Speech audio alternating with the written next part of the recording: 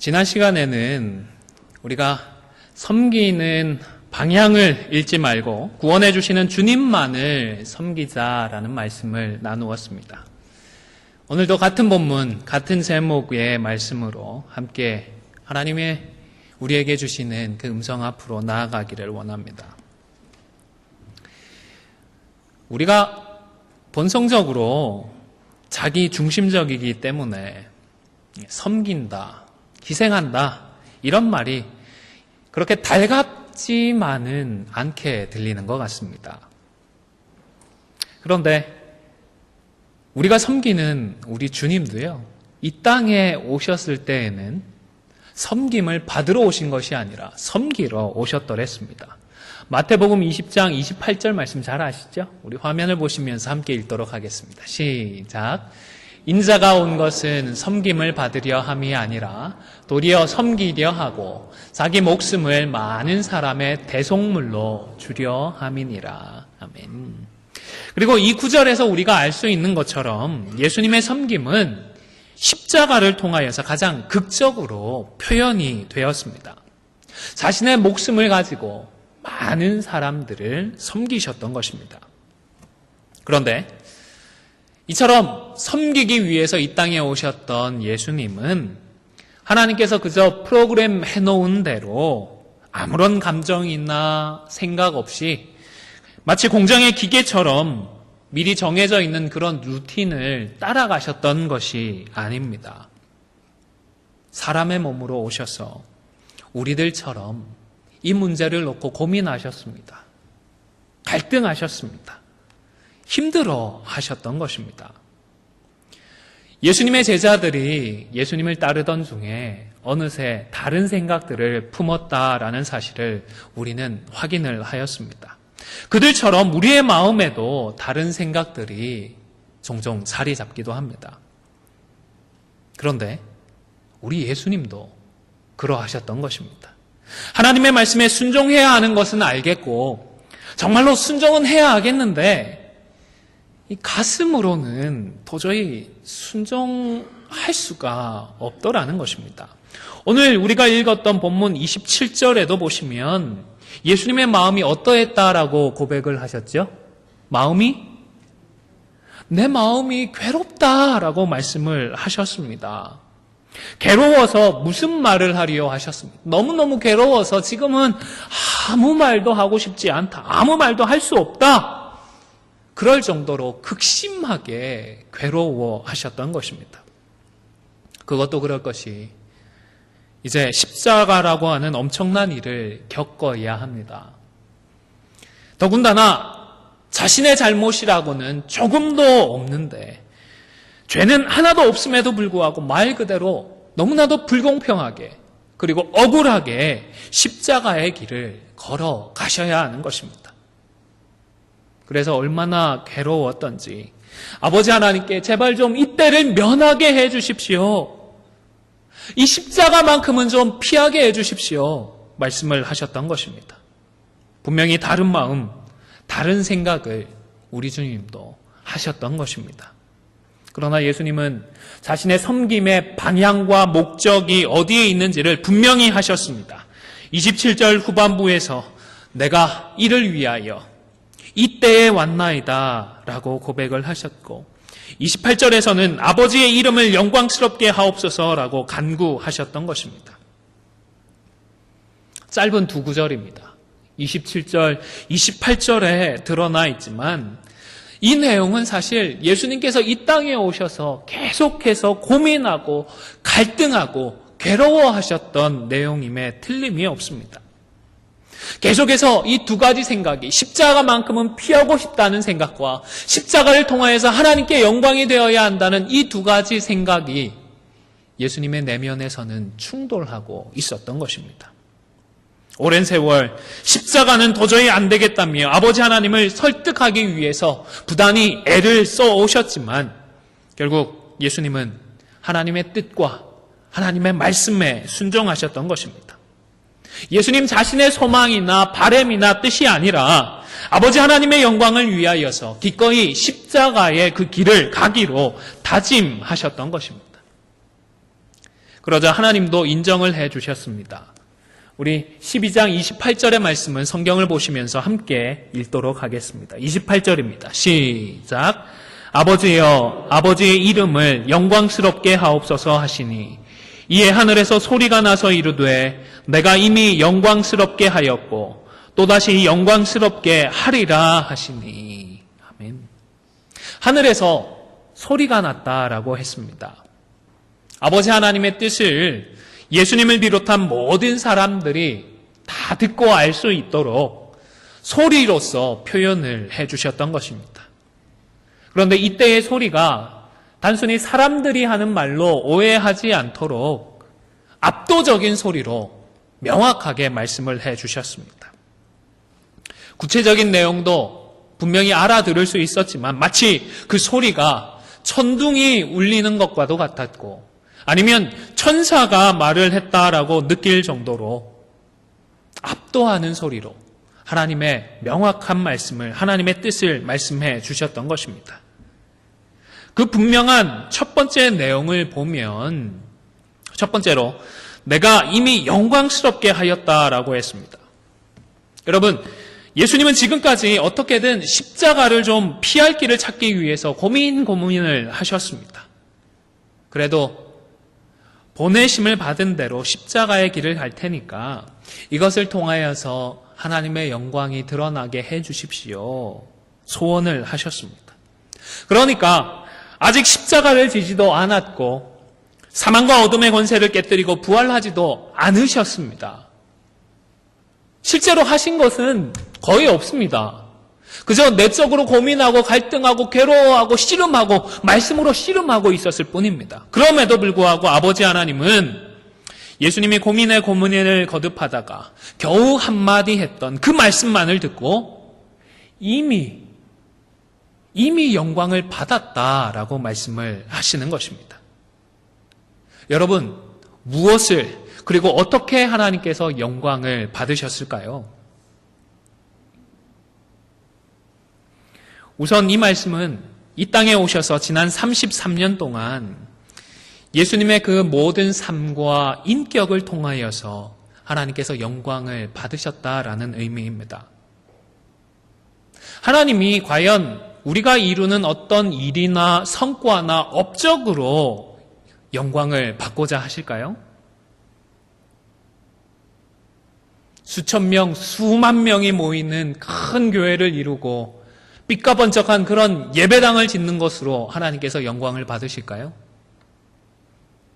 저는 어린 시절에 이런 문제로 고민을 꽤 했더랬습니다. 고등학교 시절 정말 치열하게 열심히 공부를 하며 살았습니다. 왜냐하면 좋은 대학에 가는 것, 좋은 성적을 거두는 것, 소위 말하는 성공을 함으로써 하나님께 영광을 돌릴 수 있다라고 배웠기 때문입니다. 하나님께 영광을 돌리기 위해서 그렇게 몸부림을 쳤습니다. 그런데 이런 것으로 하나님께 영광을 돌릴 수 있는 크리스천 학생들은 불과 몇 %에 불과하지 않습니까?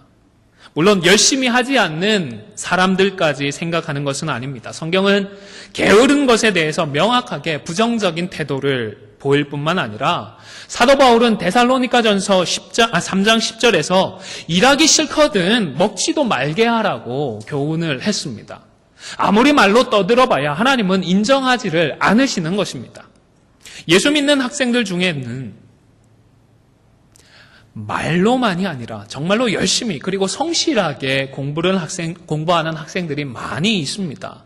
그러나 현실적으로는 정해진 비율 안에 들어가지 못해서 우등상도 받지 못하고 인류대학교에 들어가지 못하는 학생들이 소위 말하는 성공하는 학생들보다 훨씬 더 많을 수밖에 없습니다. 이런 학생들은 과연 하나님께 영광을 돌리지 못하는 것일까요? 이 땅에 많은 교회들이 있고 많은 성도들이 있습니다. 그 중에는 하나님께서 은혜를 허락하셔서 폭발적인 성장을 경험하고 많은 것들을 누리는 교회와 성도들이 분명히 있습니다. 그러나 훨씬 더 많은 숫자의 교회와 성도들은 평범한 것들을 경험하며 신앙생활을 하고 있습니다. 제가 굳이 평범하다라는 그런 단어를 사용해서 그렇지 대형교회에 있는 성도들 못지않게 제가 앞서 평범하다라고 말씀을 드렸던 그런 교회에 있는 성도들도 못지않게 수고하고 헌신을 하고 있습니다. 아니, 대형교회에서 그저 익명 속에 숨어서 편하게 신앙생활을 하는 분들과는 비교될 수 없이 하나님을 위하여, 교회를 위하여, 성도들을 위하여 희생하고 수고하는 성도들이 얼마나 더 많이 있는지 모릅니다. 그런데 그런 분들은 하나님께 영광을 돌리지 못하는 것일까요? 이를 통하여서, 성과를 통하여서, 업적을 통하여서 하나님께서 영광을 받으실 것 같았으면 우리를 통해서 하라고 하지 않으시고 천사를 시키시거나 하나님께서 그냥 말씀 한마디만 하시면 되지 않았겠습니까? 하나님은 일이 아니라 자녀된 우리 성도들의 삶과 인격을 통하여서 영광을 받으십니다. 예수님을 만난 뒤에 우리의 삶과 인격에 나타나는 거룩한 변화들을 통하여서 영광을 받으시는 것입니다. 마태복음 5장 16절의 말씀을 화면을 보시면서 함께 읽도록 하겠습니다. 시작. 이같이 너희 빛이 사람 앞에 비추게 하여 그들로 너희 착한 행실을 보고 하늘에 계신 너희 아버지께 영광을 돌리게 하라. 아멘. 착한 행실입니다. 다시 말해서 인간의 죄악된 본성을 말씀으로 이겨내고 변화된 천국 백성의 인격에서 나오는 착한 행실을 본 사람들이, 그 행실을 본 다른 사람들이 하나님께 영광을 돌리게 하라고 말씀을 하시는 것입니다. 로마서 5장 15장 5절에서 6절의 말씀도 함께 읽도록 하겠습니다. 시작. 이제 인내와 위로의 하나님이 너희로 그리스도 예수를 본받아 서로 뜻이 같게 하여 주사 한 마음과 한 입으로 하나님 곧 우리 주 예수 그리스도의 아버지께 영광을 돌리게 하려 하노라. 여기서도 마찬가지죠. 어떤 일이나 성과를 통하여서 하나님께 영광을 돌리는 것이 아니라 어떻게 해요? 누구를 본받아서요?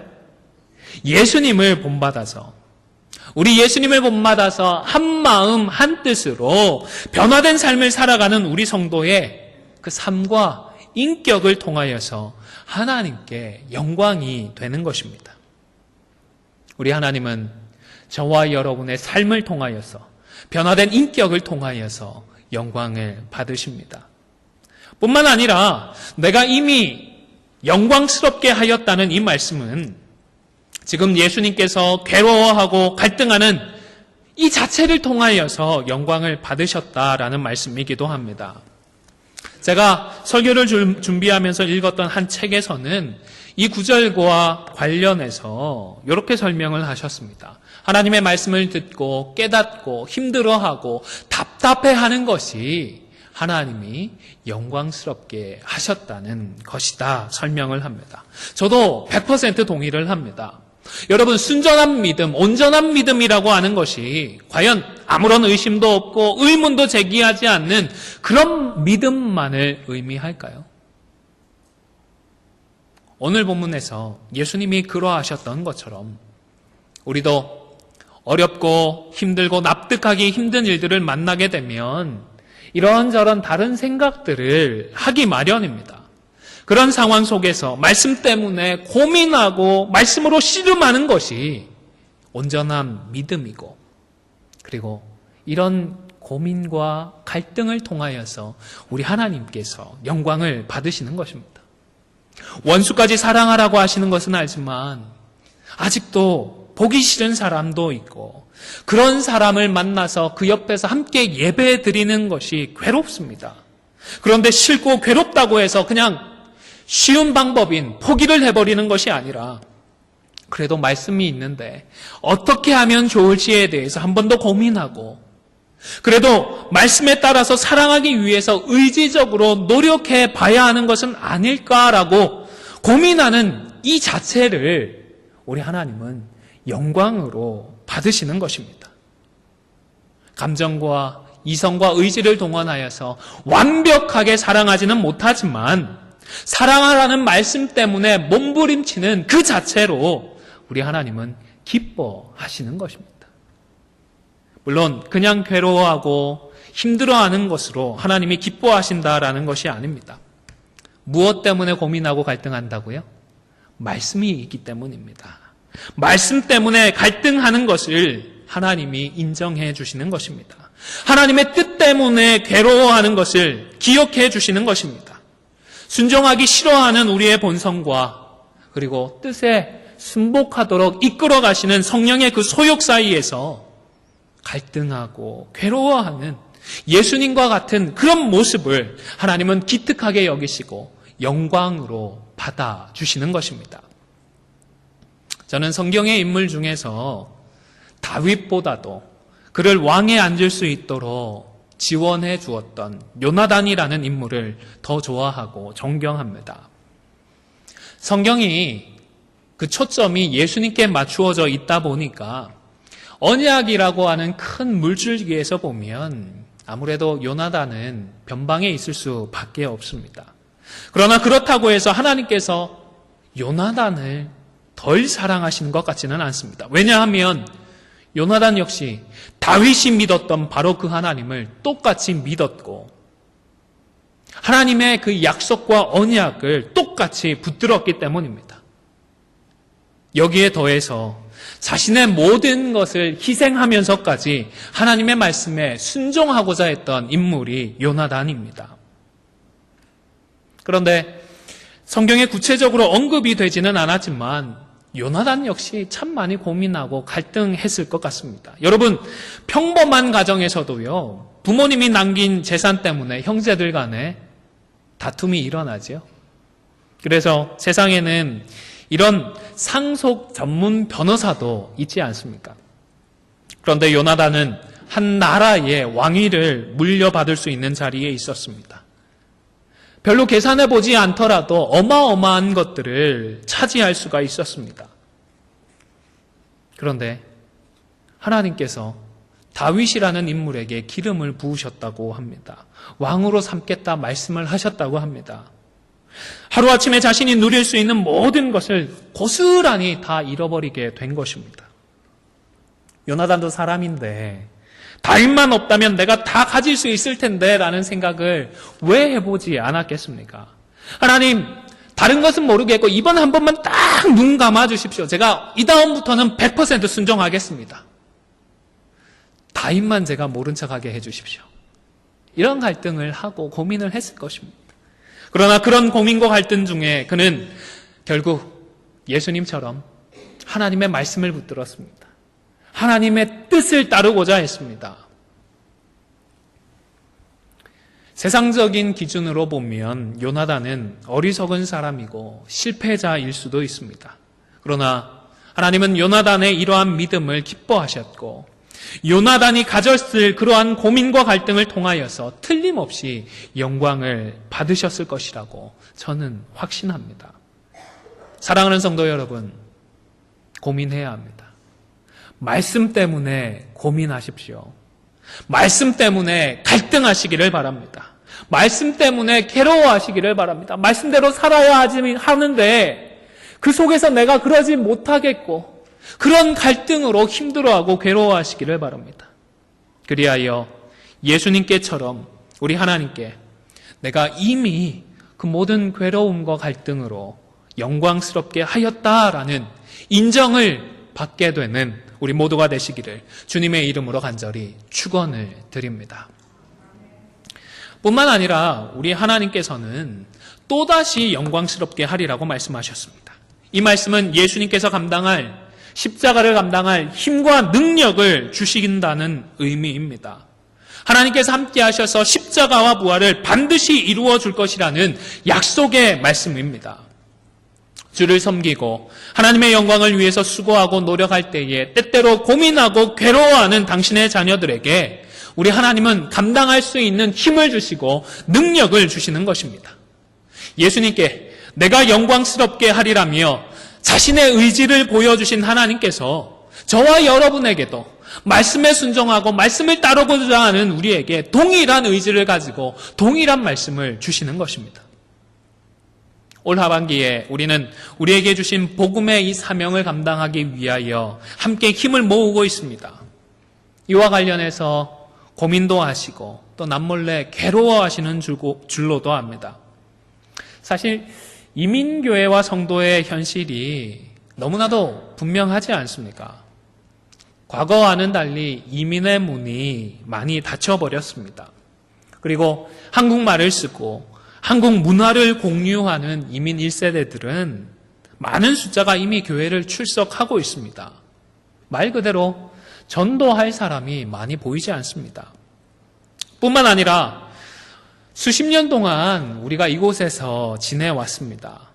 우리의 연약하고 부족한 부분들이 복음의 걸림돌은 되지 않을까 걱정이 되기도 합니다. 야, 교회 가자. 예수 믿자. 함께 천국 가자. 그렇게 복음을 전하려고 했다가 너나 잘 믿지라는 소리를 들을 것 같아서 부끄럽기도 두렵기도 합니다.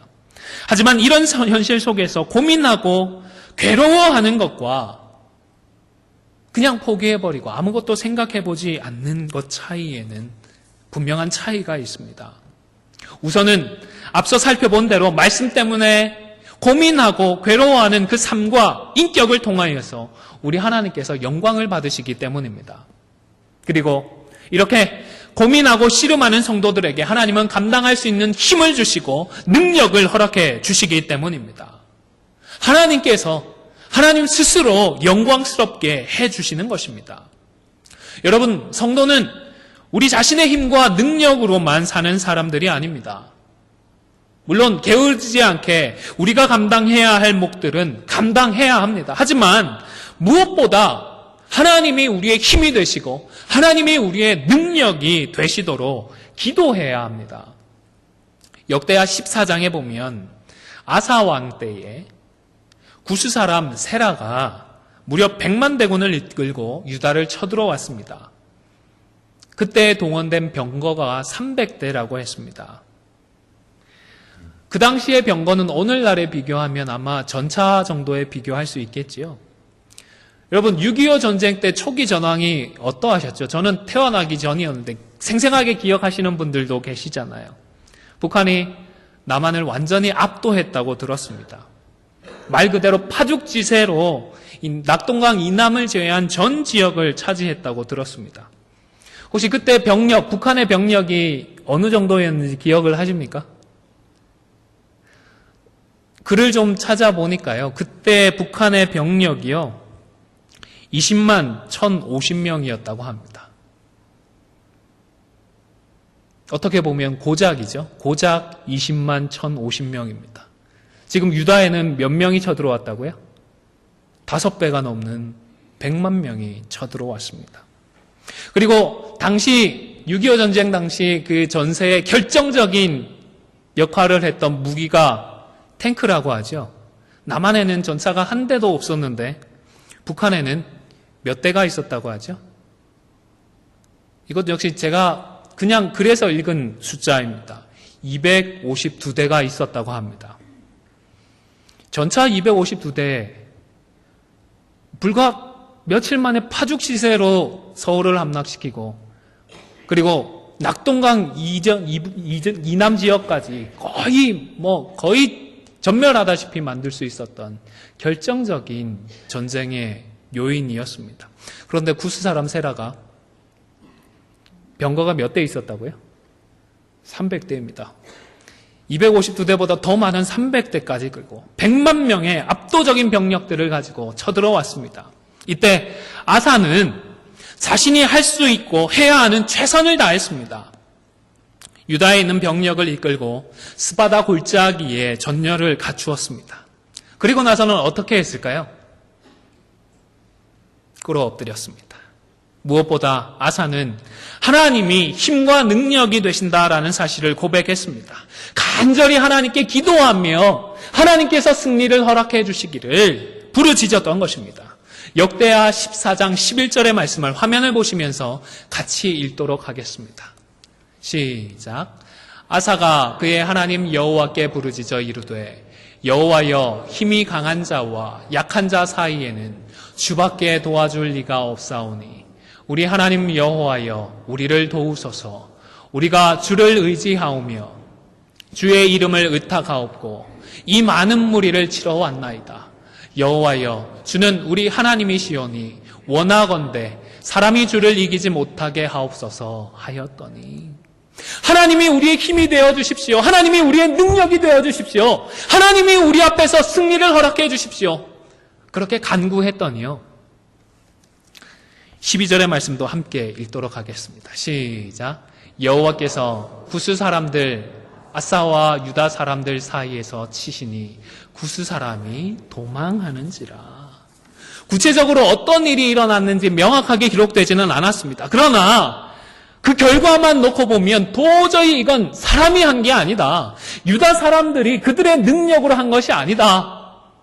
하나님이 그들의 앞서서 행하셨고 하나님께서 치셔서 싸워서 이겨주신 것이다 라고 밖에는 고백할 수 없는 압도적인 승리를 허락해 주셨던 것입니다.